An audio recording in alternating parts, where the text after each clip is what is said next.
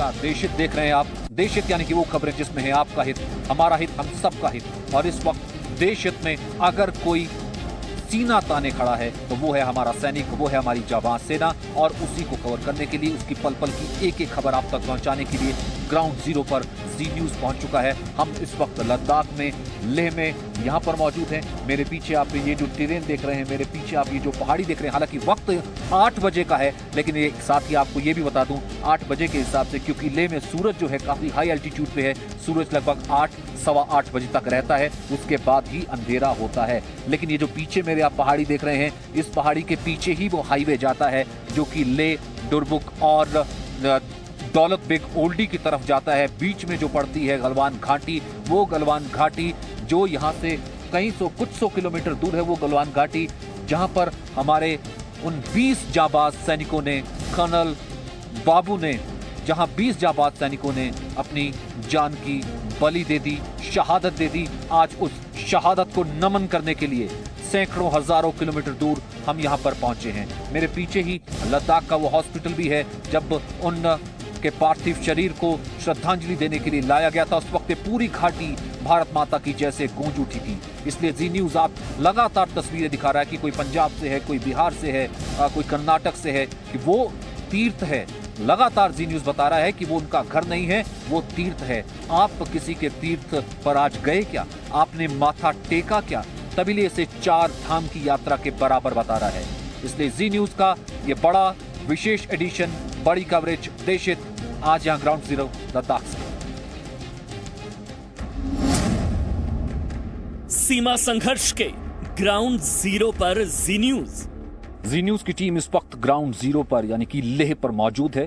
लेह में इस वक्त कर्फ्यू है, लेकिन सेना की तैयारी पूरी नजर आती है, बार बार मूवमेंट नजर आती है। लद्दाख से बताएंगे गलवान संघर्ष की पूरी कहानी। प्रधानमंत्री के शब्दों में कहें कि पराक्रम का बदला लिया जाएगा, यानी कि बलिदान व्यर्थ नहीं जाएगा, वो यहां पर साफ नजर आता है। माहौल एक तरीके से टेंस है।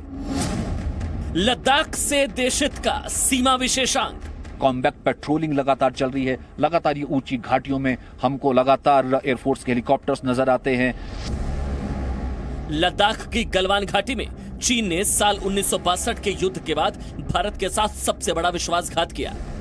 गलवान घाटी का रणनीतिक महत्व समझने के लिए सबसे पहले आपको इतिहास समझाते हैं। ये घाटी पिछले 200 सालों से भारत के कब्जे में है और गुलाम रसूल गलवान नाम के एक भारतीय ने इस घाटी की खोज की थी। पहले मुझे बताइए, गलवान घाटी है क्या, जो जिसकी खोज आपके दादा ने की थी? कहाँ है वो? गलवान रसूल मेरा दादा का नाम गुलाम रसूल गलवान है, जो कि गलवान नाले में ये 1895 में उन्होंने अंग्रेजों के साथ एक्सप्लोर और टेक किया था। रास्ता बिगड़ गया तो उन्होंने वहाँ जगह निकाल के, अच्छे जगह निकाल के सब कबीले को एक जगह से सही जगह पर, कंसिडरेशन जगह पर पहुँचाया।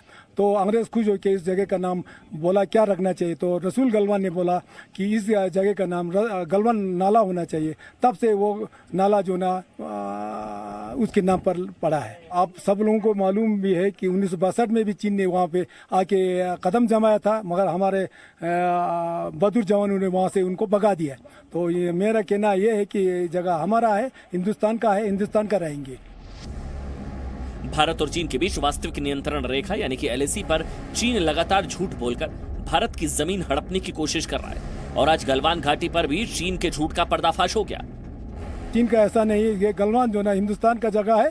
हमारे शहीद, हमारे जवान जो 20 शहीद होया, हमें उनका बिल्कुल अफसोस है, हम उनको सलूट करते हैं। वो जो जगह जो ना वो चीन का नहीं है, वो चीन का जो ना वो हमारा जगह है। अब आप सबूत के साथ गलवान घाटी का सच भी जान लीजिए और इस सबूत के सामने चीन का झूठ एक सेकंड भी नहीं टिक पाएगा। बहुत सारे जगह तिब्बत, चीन वगैरह में जाते समय उन्होंने अंग्रेजों के साथ एक कुछ डजन ऑफ वर्ड्स ने इंग्लिश सीखा, तो एक किताब लिखा उन्होंने, अपना ऑटोबायोग्राफी लिखा, जो कि तिब्बत चीन के बारे में यहाँ बहुत पर जिक्र किया हुआ है। तो ये किताब बाद में जाके 1923 में लंदन से प्रिंट हुआ, जो कि अभी ले में अवेलेबल है। जी, अगर किसी प्रकार का किसी को कोई मोगालता हो तो कम से कम ये सर्वेंट्स और साहिबा, ये किताब आसानी से बाजार में उपलब्ध है। ये किताब भी पढ़ ले, डॉक्यूमेंटेड प्रूफ है, पूरी दुनिया जानती है और पूरी दुनिया के सामने चीन किस तरीके से एक्सपोज हो रहा है और पूरी दुनिया के सामने चीन के झूठ का कैसे पर्दाफाश हो रहा है और चीन की चालबाजी कैसे साफ नजर आ रही है, वो सारी दुनिया इस वक्त देख रही है। कैमरामैन सूरज के साथ सचिन अरोड़ा, ग्राउंड जीरो, लेह से जी मीडिया के लिए। अब चीन को हर गलती की सजा मिलेगी। जी हां, अगर चीन को यह लगता है कि वो चालबाजी से, नाकामी से, धोखेबाजी से हमेशा सालों साल से जो करता आया है वो करता रहेगा और उसे कोई सजा नहीं मिलेगी, अब वो इस मुगालते में ना रहे। उसने कुछ ऐसी ही इन टेरेन्स के पीछे गलवान घाटी के पास, एलएसी के पास जो है इंट्रूड करने की कोशिश कुछ उसने ऐसे ही की। उसको सबक सिखाया गया। कैजुअलिटी चीन अपनी गिन नहीं रहा है, 30 से 34 या फिर उससे ज्यादा भी कैजुअलिटी हैं। यानी चीन को यह सबक मिल गया है कि चीन अब चालबाजी से जो जमीन हथियाने की बात करता है या जो नीति अपनाता है, अब वो चालबाजी तो चलने वाली है नहीं, क्योंकि चीन हर तरफ से गिरता नजर आ रहा है। क्योंकि अब शी के मॉडल पर जो है वो विश्व नहीं चल रहा है, विश्व ने पूरे बता दिया है। अब यहां पर अगर विश्व चलेगा तो वो मोदी मॉडल से चलेगा। बेंजामिन नेतन्याहू से लेकर के, हांगकांग से लेकर के, ताइवान से लेकर पूरा विश्व कह रहा है कि वो भारत के साथ है।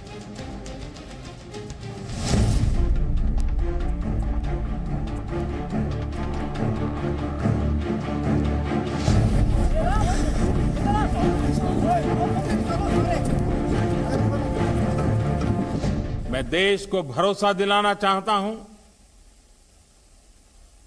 हमारे जवानों का बलिदान व्यर्थ नहीं जाएगा। हम कभी किसी को भी उकसाते नहीं हैं, लेकिन हम अपने देश की अखंडता और संप्रभुता के साथ समझौता भी नहीं करते हैं। भारत इस बड़ी आपदा को आपदा समझ करके रोते बैठने के पक्ष का नहीं है। जो बात कही नहीं जाती, कई बार उसका संदेश बेहद गहरा होता है और कूटनीति तो यूं भी संकेतों का खेल है। तो 2 दिनों में प्रधानमंत्री नरेंद्र मोदी का संकल्प चीन के हौसले पस्त करने वाला है।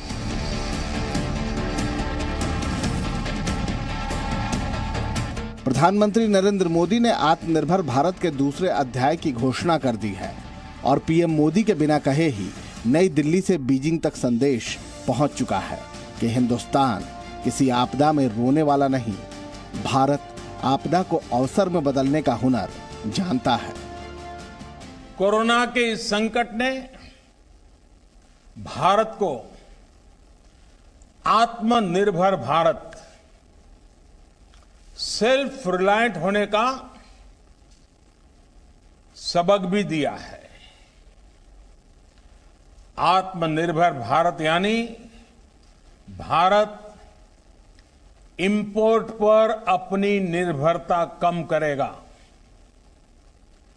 आत्मनिर्भर भारत यानी भारत इंपोर्ट पर खर्च होने वाली लाखों करोड़ों रुपयों की विदेशी मुद्रा बचाएगा और देश के गरीबों के कल्याण के लिए काम में लाएगा।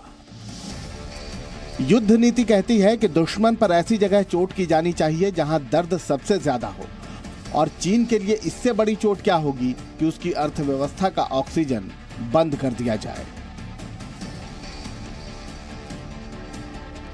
ये बात मैं बहुत जिम्मेवारी के साथ आप सबके पर भरोसा होने के लिए कह रहा हूं।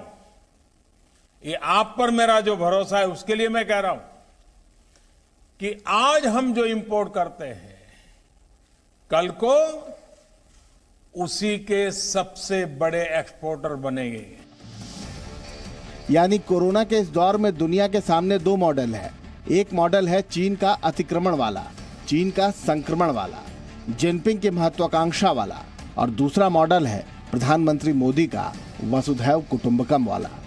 पीएम मोदी के मॉडल में संक्रमण काल में दुनिया की ओर मदद का हाथ बढ़ाना है, भारत को आत्मनिर्भर बनाना है, और दुनिया ये तय कर चुकी है कि वो पीएम मोदी के मॉडल के साथ चलेगी, जिसमें सबका साथ और सबका विकास होगा।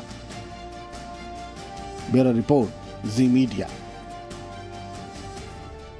चीन के ऊपर प्रहार के खिलाफ भारत की रणनीति शुरू हो चुकी है। ये यूं कहें कि भारत की चीन पे सर्जिकल स्ट्राइक एक तरीके से शुरू हो चुकी है और सरकार ने इसका त्रिशूल यानी कि 3 तरीके से बदला लेने की प्लानिंग बनाई है कि किस तरीके से चाइना पर वॉर करना है। कूटनीतिक तरीके की हम बात करें तो कूटनीतिक तरीके के लिए आज चीन को 2 बड़ी मार पड़ी हैं। 2 बड़ी मार इसलिए पड़ी है, एक तो भारत अस्थायी रूप से सदस्य बन गया है यूएन का, वहीं दूसरी तरफ रेलवे में जो टेंडर था यानी कि जो चीनी कंपनियों को दिया गया था हिस्सा, वो भी कैंसिल कर दिया गया है। ग्लोबल टाइम्स में चीन का डर साफ नजर आ रहा है। ये चीन का सरकारी अखबार है और यहां लिखी बातों को चीन की सरकार की मंजूरी मिली होती है। और अब भारत की चीन के खिलाफ आर्थिक नाकेबंदी का डर चीन को सता रहा है। कुछ घंटे पहले अखबार में भारत को चीन के साथ साथ पाकिस्तान और नेपाल के बॉर्डर से भी जंग की धमकी दी गई थी। ग्लोबल टाइम्स ने लिखा, भारत एक साथ 3 देशों चीन, पाकिस्तान और नेपाल के साथ सीमा विवाद में उलझा है। पाकिस्तान चीन का एक भरोसेमंद रणनीतिक साझेदार है। नेपाल के साथ भी चीन के गहरे रिश्ते हैं। पाकिस्तान और नेपाल दोनों चीन के प्रस्तावित बेल्ट एंड रोड परियोजना में अहम साझेदार है। अगर भारत ने सीमा पर तनाव बढ़ाया तो उसे 2 या 3 फ्रंट पर लड़ना पड़ सकता है। भारत के पास इतनी सैनिक क्षमता नहीं है। ये भारत के लिए विनाशकारी हार साबित हो सकती है। और अब यही ग्लोबल टाइम्स कुछ घंटों बाद भारत से चीन के बहिष्कार को लेकर उठ रही आवाज दबाने की अपील कर रहा है। यानी कि संदेश साफ है और चीन का डर भी बढ़ता नजर आने लगा है। 2 दिन में मोदी सरकार के 2 एक्शन ने चीन को हैरान कर दिया। पहले टेलीकॉम और अब रेलवे ने चीन को बाय बाय कहा तो चीन की सारी अकड़ ढीली नजर आने लगी है। हालांकि रेलवे ने जो कदम उठाया है उसके पीछे सिर्फ बदला नहीं। दरअसल रेलवे ने चीन की कंपनी के साथ साल 2016 में सिग्नलिंग और टेलीकम्युनिकेशंस का 471 करोड़ का करार किया था। ये करार Beijing national railway research and design institute of signal and communications group के साथ किया गया था। इसके तहत कंपनी को करीब 417 किलोमीटर लंबे सेक्शन में सिग्नलिंग का काम करना था। कंपनी को 2019 में ही अपना प्रोजेक्ट पूरा करना था, लेकिन उसने 20% काम ही पूरा किया, जिसकी वजह से रेलवे ने इसे रद्द कर दिया। तो ये हम सब लोगों का, चाहे भारतीय रेल हो चाहे कोई भी ऑर्गेनाइजेशन हो, हमें पूरी कोशिश करनी चाहिए, सारे देशवासी को एक साथ मिलकर कोशिश करनी चाहिए कि आने वाले दिनों में भारत पूरी तरह से आत्मनिर्भर बने। हम ज़्यादा से ज़्यादा चीज़ें यहीं बनाएं और हम ज़्यादा से ज़्यादा अपने एक्सपोर्ट को बढ़ाएं और इंपोर्ट को बिल्कुल ख़त्म करें। इससे पहले बीएसएल ने भी 4G संसाधनों के अपग्रेडेशन के लिए चीनी प्रोडक्ट्स बैन कर दिए थे। यानी कि हिंदुस्तान का फैसला साफ है कि चीनी अब और नहीं। ब्यूरो रिपोर्ट, जी मीडिया।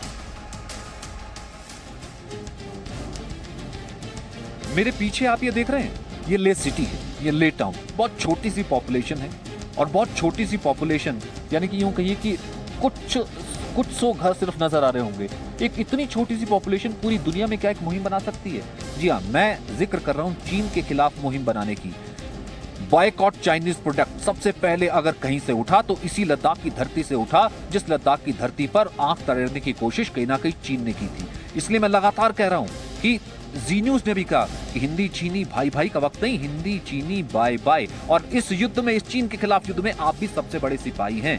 अगर आप भी चाहें, ऐसा नहीं है कि आपको फ्रंट पर आना है तभी जो है चाइना से आप बदला ले पाएंगे। इस फ्रंट के आप सबसे बड़े सिपाही ये हैं कि अब वक्त आ गया है चीन को उसी की हरकत से यानी कि उसी की तरह से सबक सिखाने का, यानी कि चीन को कंप्लीटली बैन करने का। और इसकी शुरुआत भी होगी है, रेलवे ने कॉन्ट्रैक्ट रद्द भी कर दिया है।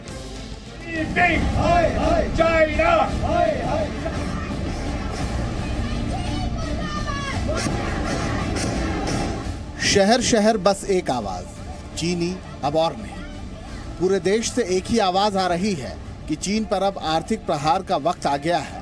हिंदुस्तान चीन की उस नस को दबाएगा जिससे चीन को सबसे ज्यादा तकलीफ होगी। चीन के लिए आर्थिक नाकेबंदी के असर कितने गहरे हैं वो इन आंकड़ों से समझिए। वर्ष 2018-2019 के आंकड़ों के मुताबिक भारत चीन के बीच हर साल करीब 6 लाख करोड़ रुपए का कारोबार होता है। इसमें चीन को भारत से करीब 5 लाख करोड़ रुपए मिलते हैं, जबकि भारतीय कंपनियों को करीब 1.25 लाख करोड़ रुपए सालाना की आमदनी होती है। एक अंदाजे के मुताबिक चीन हर दिन भारत से करीब 1348 करोड़ रुपए कमाता है, जबकि भारत महज 320 करोड़।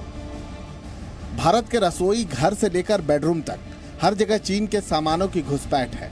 चीन भारत को जो चीजें बेचता है उनमें मशीनरी, टेलीकॉम उपकरण और बिजली से जुड़े उपकरणों की बड़ी तादाद है।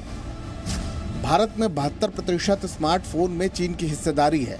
टेलीकॉम सामान में करीब 25%, स्मार्ट टीवी में 42 से 45%, नॉन स्मार्ट टीवी में करीब 7 से 9%, घरेलू इलेक्ट्रॉनिक सामान में करीब 10 से 12%, सोलर पावर से जुड़े सामान में 90% और स्टील में करीब 70% हिस्सेदारी चीन की है।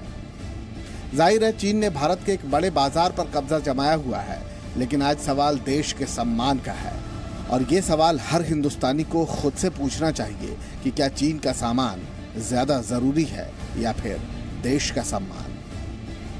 ब्यूरो रिपोर्ट, जी मीडिया। वो पहाड़ देख रहे हैं ना आप, यहाँ से कुछ 100 किलोमीटर ही है गलवान।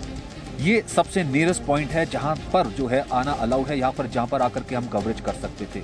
जब मैं जिक्र करता हूँ कि यहाँ से कुछ ही दूर है गलवान, तो यकीन मानिए कि कहीं ना कहीं सीना गर्व से चौड़ा हो जाता है, ये सोच करके कि क्या वो शूरवीर रहे होंगे जो ठंड हड्डियां गला देने वाली उस ठंड में उस रात को चीन सा ऐसे मुकाबला किया होगा और उसके बाद देश के लिए हंसते हंसते कुर्बान हो गए होंगे। देश हित का ये एडिशन आप देख रहे हैं सीमा विशेषांक, ठीक यहाँ पर ले से ठीक ग्राउंड जीरो से।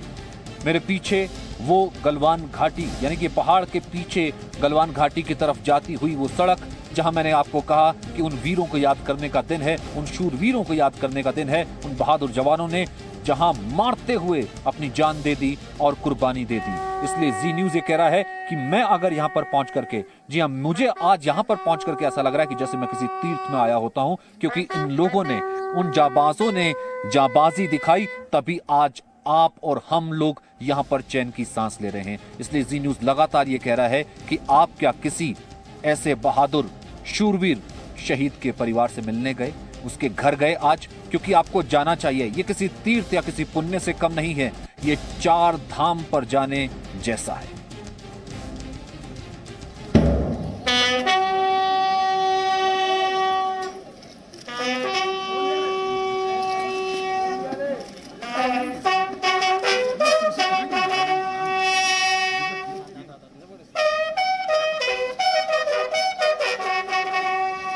चीन के सैनिकों को मुंहतोड़ जवाब देने वालों में शामिल थे तमिलनाडु के शहीद हवलदार के पलानी। शहीद पलानी ने लद्दाख की गलवान घाटी में अपनी जाबाजी से चीन के दांत खट्टे किए और सर्वोच्च बलिदान दिया। उनका पार्थिव शरीर पूरे सम्मान के साथ उनके गांव पहुंचा। शहीद के पलानी को अंतिम विदाई देने के लिए पूरा गांव उमड़ा हुआ था। गांव के लोगों ने पूरे रास्ते पर उनके पार्थिव शरीर पर पुष्प वर्षा की। पूरे सैन्य सम्मान के साथ उनका अंतिम संस्कार किया गया।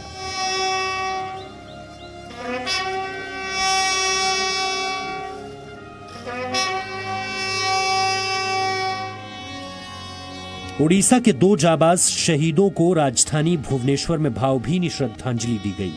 गलवान में चीन के सैनिकों को कड़ा सबक सिखाते हुए शहीद हुए जवानों को अंतिम विदाई देने के लिए राज्य के मुख्यमंत्री नवीन पटनायक भी पहुंचे थे, जहां पूरे सैन्य सम्मान के साथ उन्हें आखिरी सलामी दी गई। लद्दाख बॉर्डर पर चीनी सेना के साथ झड़प में मानसा जिले के 22 साल के जाबाज सिपाही गुरदेव सिंह भी शहीद हो गए। अपने जाबाज बेटे की शहादत पर परिवार ही नहीं, पूरा गांव गर्व महसूस कर रहा है। बहुत बड़ा दुख है जी परिवार वास्ते। सानू मान नाल साडा सिर उच्चा हुंदा है कि उन्होंने शहीदी का जाम पीता है, देश वास्ते कुर्बानी की। शहीद गुरदेव सिंह की उम्र भले ही कम थी, लेकिन उन्होंने देश के लिए काम बड़ा किया है। फिलहाल शहीद का परिवार अपने बेटे के अंतिम दर्शन का इंतजार कर रहा है। ब्यूरो रिपोर्ट, जी मीडिया। तो यहां से कुछ 100 किलोमीटर ही दूर है गलवान घाटी, जहां पर वो हमारे बहादुर सिपाही, बहादुर जवान गए थे अपनी वर्दी में, लिखाए तिरंगे में।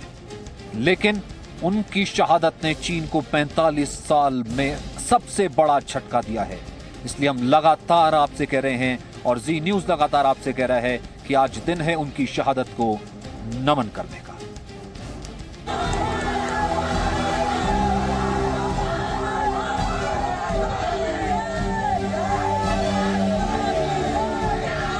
शहीदों की चिताओं पर हर बरस लगेंगे मेले।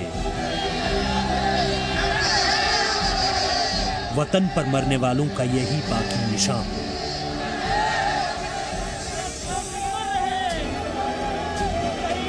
देश में हर किसी ने अमर बलिदानियों की इन तस्वीरों को देखा होगा।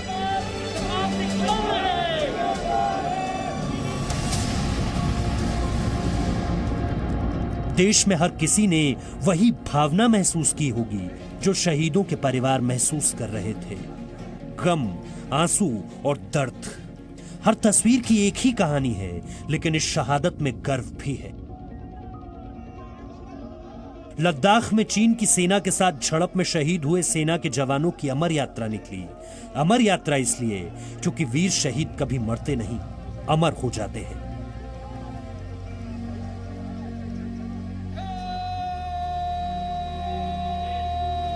तेलंगाना का सूर्यपेट शहीद कर्नल संतोष बाबू के लिए दिए गए गार्ड ऑफ ऑनर से गूंज उठा।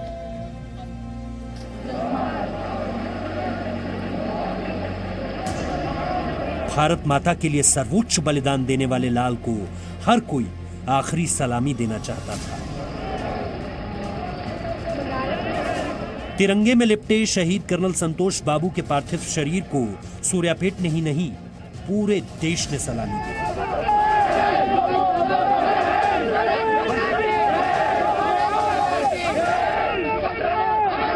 श्रद्धा के ये फूल बता रहे हैं कि शहादत को लेकर लोगों के दिलों में कितनी गहरी संवेदना है।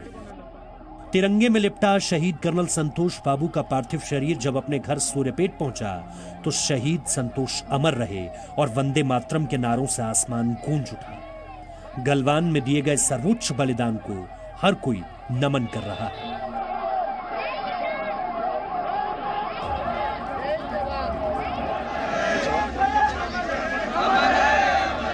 बिहार के पटना के शहीद हवलदार सुनील कुमार के परिवार की आंखों में आंसू हैं, क्योंकि उनका बेटा देश के लिए कुर्बान हो गया। उनके बुढ़ापे की लाठी अब नहीं रही। शहीद सुनील के साथ इस बुजुर्ग मां की आंख के तमाम सपने भी इस दुनिया से चले गए। बेटे के जाने का गम है, लेकिन देश के लिए शहीद बेटे पर फक्र भी है। शहीद हवलदार सुनील कुमार की चिता पर बेटे ने मुखाग्नि दी। पूरा पटना उनकी अमर यात्रा में शामिल होने के लिए घाट पर पहुंचा था। पूरा आसमान शहीद सुनील कुमार अमर रहे के नारों से गूंज उठा। सेना के जवानों ने शहीद सुनील कुमार को आखिरी सलामी दी।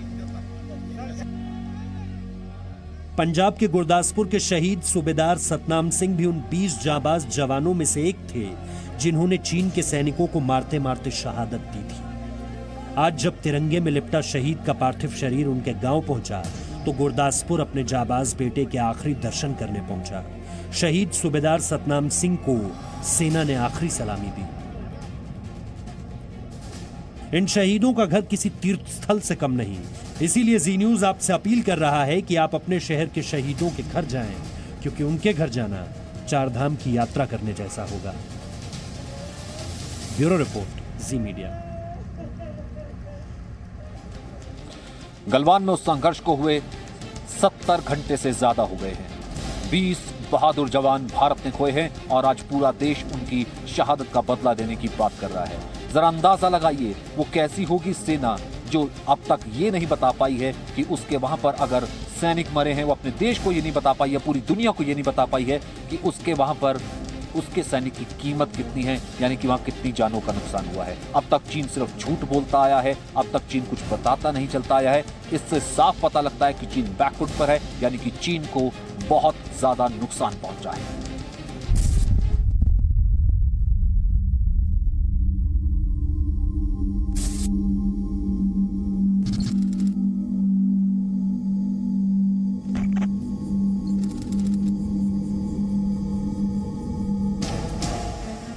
गलवान के खूनी संघर्ष पर भारत ने अपने शहीदों की संख्या के बारे में 100% सच्चाई के साथ देश और दुनिया को बताया। लेकिन लगभग 70 घंटे बीत जाने के बाद भी चीन की सरकार चुप है और चीन ने अपने घायल और मारे गए सैनिकों के बारे में कोई जानकारी नहीं दी है। चीन का विदेश मंत्रालय भी कई बार कैमरे के सामने आकर हजारों किलोमीटर दूर बॉर्डर के हालात के बारे में बता रहा है, लेकिन अपने सैनिकों के मारे जाने पर उनके पास भी कोई जानकारी नहीं है। चीन एक ऐसा देश है जहां पर मीडिया को स्वतंत्रता नहीं है और चीन का कोई भी अखबार या न्यूज चैनल वहां की सरकार की मर्जी के खिलाफ कोई खबर नहीं दिखा सकता और न ही वहां की सरकार पर गलवान संघर्ष की पूरी जानकारी देने के लिए दबाव डाल सकता है। ब्यूरो रिपोर्ट, जी मीडिया। भारत युद्ध लड़ता नहीं, लेकिन ऐसी बात नहीं है उससे युद्ध लड़ना नहीं आता है। भारत के पास चाणक्य नीति है अगर यहाँ पर चाइना अपनी वॉर का दम भरता है। आज आपको देखते हैं, आज हम आपको दिखाते हैं कि भारत की चाणक्य नीति वर्सेस भारत का वर्सेस चीन का द आर्ट ऑफ वॉर है क्या। चाणक्य नीति, युद्ध को कूटनीति से जीतने की कोशिश होती है। दुश्मन युद्ध में शत्रु जब कमजोर हो तो वार करो। युद्ध नीति, युद्ध के मित्रों को मित्र बनाकर दोगुनी शक्ति से वार करो। अब आपको चीन का द आर्ट ऑफ वॉर भी बता देते हैं। यह कि सभी युद्ध धोखे पर आधारित है। हमने देखा ना किस तरीके से धोखे से भारतीय सेना पर पीछे से आकर के हमला किया बुज़दिल सेना ने। दुश्मन बिना लड़े दुश्मन को हराना सर्वश्रेष्ठ युद्ध करा है। देखिए, सामने से मुकाबला कर नहीं सकते थे, इस तरीके से चीन ने पीठ पीछे मुकाबला किया। वहीं युद्ध नीति, शत्रु राष्ट्र पर कब्जा करना चाहिए, नष्ट ना करें।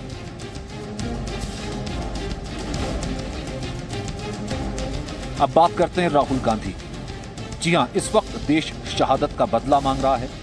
देश चीन से सवाल का जवाब मांग रहा है और चीन पर सवाल खड़ा कर रहा है और वक्त है चीन को जवाब देने का। लेकिन राहुल गांधी सियासत करते हुए सरकार से ही जवाब मांगते नजर आ रहे हैं। वो सेना पर ही सवाल उठाते हुए नजर आ रहे हैं, वो शहादत पर ही सवाल उठाते हुए नजर आ रहे हैं। ऐसे में वो ट्वीट करते हैं और उस समझौते का जिक्र नहीं करते हैं और वहां पर उस ट्वीट में ये कह देते हैं कि निहत्थे सैनिकों को भेज दिया। बल्कि राहुल गांधी को पहले पढ़ लेना चाहिए था, फिर उसके बाद ये ट्वीट करना चाहिए था। यानी कि देश हित में भी सियासत लाने की क्या जरूरत है, राहुल गांधी को यह समझने की जरूरत है।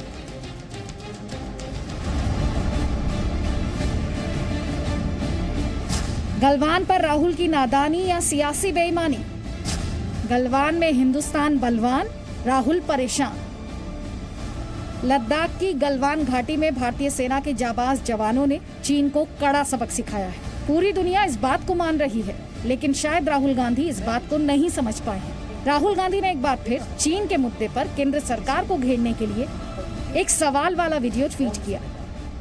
भाई और बहनों, चीन ने हिंदुस्तान के शस्त्रहीन सैनिकों की हत्या करके एक बहुत बड़ा अपराध किया है। मैं पूछना चाहता हूं, इन वीरों को बिना हथियार खतरे की ओर किसने भेजा और क्यों भेजा? कौन जिम्मेदार है? धन्यवाद। इस बयान के जरिए राहुल गांधी ने अपनी नासमझी का परिचय एक बार फिर दिखा दिया। राहुल ने सवाल उठाया कि क्यों बिना हथियार के भारतीय सेना को खतरे में भेजा गया। राहुल गांधी को विदेश मंत्री एस जयशंकर ने जवाब दिया। विदेश मंत्री ने ट्वीट कर कहा, सीमा पर तैनात सभी जवान हथियार लेकर चलते हैं, खासकर पोस्ट छोड़ते समय भी उनके पास हथियार होते हैं।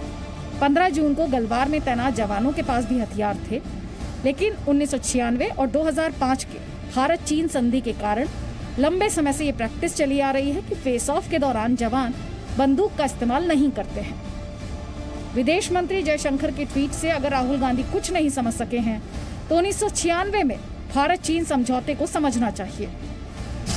भारत और चीन शांति और बातचीत से सीमा विवाद सुलझाएंगे, एक दूसरे को हमले की धमकी नहीं देंगे, वास्तविक नियंत्रण रेखा का सख्ती से पालन करेंगे, सैनिक किसी भी कीमत पर LAC पार नहीं करेंगे, LAC पार की तो संकेत मिलते ही लौट जाएंगे, जरूरी होने पर संयुक्त रूप से LAC की जांच करेंगे।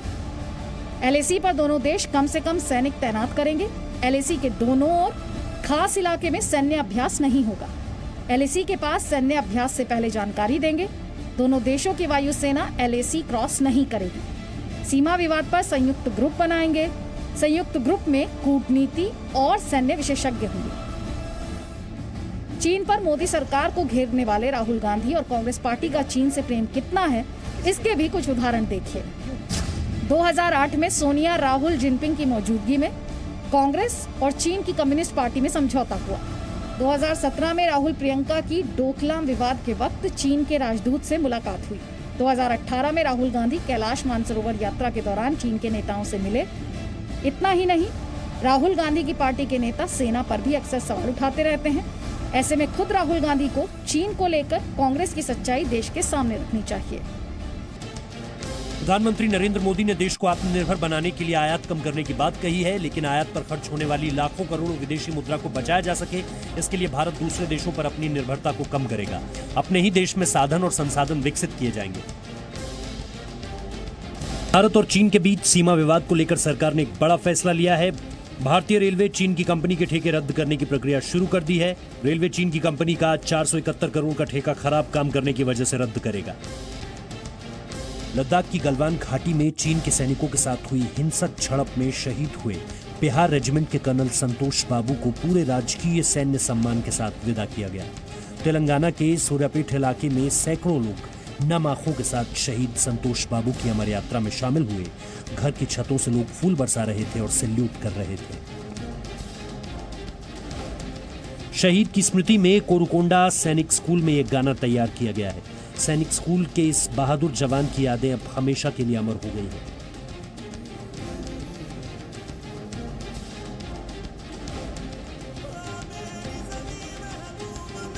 मेरी नस नस में तेरा इश्क बहे, फीका ना पड़े कभी रंग तेरा, जिस्मों से निकल के खून कहे।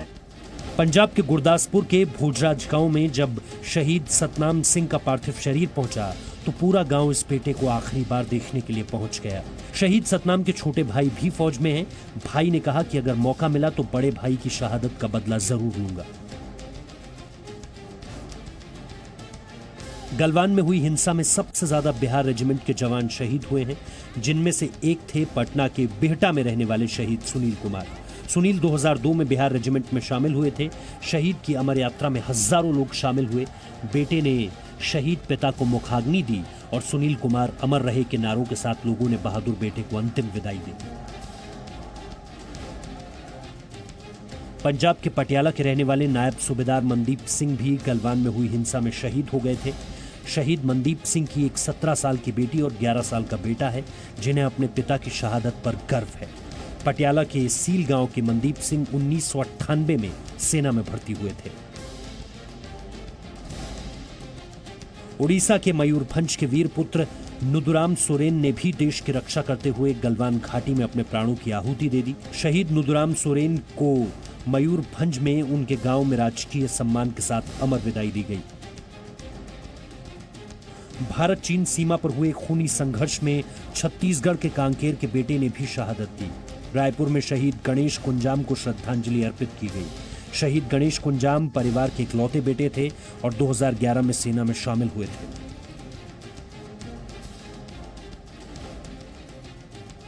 तमिलनाडु के रामनाथपुरम के शहीद के पलानी लद्दाख में हुए हिंसक संघर्ष में शहीद हुए थे। परिवार से इनकी आखिरी बातचीत 1 जून को हुई थी, जिसमें शहीद ने अपनी पत्नी से सीमा पर तैनाती की बात कही थी। शहीद के पलानी को उनके पैतृक गांव में पूरे राजकीय सम्मान के साथ विदा किया गया। प्रधानमंत्री नरेंद्र मोदी ने देश को आत्मनिर्भर बनाने के लिए आयात कम करने की बात कही है, लेकिन आयात पर खर्च होने वाली लाखों करोड़ों विदेशी मुद्रा को बचाया जा सके, इसके लिए भारत दूसरे देशों पर अपनी निर्भरता को कम करेगा। अपने ही देश में साधन और संसाधन विकसित किए जाएंगे। भारत और चीन के बीच सीमा विवाद को लेकर सरकार ने एक बड़ा फैसला लिया है। भारतीय रेलवे चीन की कंपनी के ठेके रद्द करने की प्रक्रिया शुरू कर दी है। रेलवे चीन की कंपनी का 471 करोड़ का ठेका खराब काम करने की वजह से रद्द करेगा। सरकार ने बीएसएनएल को निर्देश दिया है कि 4G सिस्टम के आधुनिकीकरण के लिए किसी भी चाइनीज कंपनी के बनाए उपकरण का इस्तेमाल ना किया जाए। सूत्रों के मुताबिक संचार मंत्रालय ने कहा है कि टेंडर नए सिरे से जारी किए जाएं। संचार मंत्रालय बीएसएनएल के साथ साथ प्राइवेट टेलीकॉम कंपनियों को भी निर्देश देगा कि वो चीन की कंपनियों पर निर्भरता कम करें। चीन की कंपनियों के उपकरणों और उनके नेटवर्क की सुरक्षा पर सवाल उठते रहे हैं। भारत में चीन के उत्पादों के बहिष्कार की मांग तेज होते देख चीन के अखबार ग्लोबल टाइम्स ने लिखा है कि भारत को चीन विरोधी आवाज नियंत्रित रखनी चाहिए। ग्लोबल टाइम्स में कहा गया है कि सीमा से जुड़े मुद्दों को निवेश और व्यापार से जोड़ना सही नहीं है। चीन के सरकारी अखबार ग्लोबल टाइम्स में भारत को धमकी दी गई है। लेख में कहा गया है कि अगर दोनों देशों के बीच तनाव बढ़ा तो भारत को चीन, पाकिस्तान और नेपाल से एक साथ युद्ध लड़ना होगा। अगर ऐसा हुआ तो युद्ध में भारत की विनाशकारी हार होगी। कांग्रेस सांसद राहुल गांधी ने गलवान में हुई हिंसा को लेकर सवाल किया है कि सेना के जवानों को बिना हथियार खतरे की ओर किसने और क्यों भेजा, इसका जिम्मेदार कौन है। विदेश मंत्री एस जयशंकर ने कांग्रेस सांसद राहुल गांधी को जवाब दिया है। एस जयशंकर ने कहा है कि सीमा पर सभी जवान हथियार लेकर जाते हैं, लेकिन चीन के सैनिकों से हिंसक संघर्ष के दौरान हमारे जवानों ने संधि का पालन किया। गलवान घाटी में हुए हिंसक संघर्ष की वजह से वायुसेना के एयरबेस को भी तैयार रहने के लिए कहा गया है। भारतीय नौसेना ने समुद्र में पेट्रोलिंग बढ़ा दी है। जम्मू कश्मीर में भारत पाकिस्तान सीमा पर भी सेना हाई अलर्ट पर है। उत्तराखंड से सटी तिब्बत की सीमा पर सैन्य तैयारियां तेज हो गई हैं। आईटीबीपी के साथ सेना के जवान सरहद पर तैनात हैं। सीमावर्ती इलाकों की हवाई निगरानी की जा रही है। चमोली जिला प्रशासन ने सीमा से सटे इलाकों में रहने वाले लोगों को 3 महीने का राशन उपलब्ध करवा दिया है। बात करते हैं कुछ और खबरों की, यानी कि भगवान जगन्नाथपुरी की रथ यात्रा इस बार नहीं होगी। सुप्रीम कोर्ट ने इस पर रोक लगा ली है, क्योंकि हम ये कह सकते हैं कि कोरोना काल में क्या क्या कोरोना ना कराए, क्योंकि भगवान पुरी की जगन्नाथ यात्रा भक्तों के लिए बहुत अहम होती है। इस साल इसलिए नहीं होगी, सुप्रीम कोर्ट का यह कहना है कि उसमें सोशल डिस्टेंसिंग मेंटेन नहीं हो सकती। भगवान जगन्नाथपुरी की जिस तरीके से रथ यात्रा होती है, इस कारण से बचाव को ख्याल रखते हुए इस बार रथ यात्रा नहीं होगी। वहीं दूसरी तरफ अयोध्या से अच्छी खबर आई है, जहां रामलला के दर्शन कैसे हो सकेंगे, ये भी देखिए।